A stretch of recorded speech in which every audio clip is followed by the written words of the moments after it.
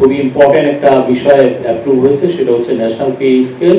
আপনারা জানেন সরকারের সরকারি, আধা সরকারি এবং অটোনোমাস বডির যারা কর্মচারী আছেন তাদের পে স্কেল 2015 সালে হয়েছিল। এটার পরে 10 বছর পরে নতুন পে স্কেল হলো। এর মধ্যে আপনি জানেন যে গত সরকারের সময় ইনফ্লেশন ডাবল ডিজিট ক্রস করেছিল। আমরা যদিও এটাকে গত মাসে 8% নিয়ে এসেছি, কিন্তু ইনফ্লেশন কারণে যেই বেতনের যে অ্যাডজাস্টমেন্ট সেটা এখনো ঠিক মতো হয়নি। সেই জন্য গভর্নমেন্ট মনে করেছে যে একটা পে স্কেল হওয়া উচিত, এবং এই পে স্কেলটা নেতৃত্ব করবেন ডক্টর জাকির আহমেদ খান। উনি ফর্মার ফিনান্স সেক্রেটারি ছিলেন, আর এদের 6 মাস এনাদের কর্ম সময়।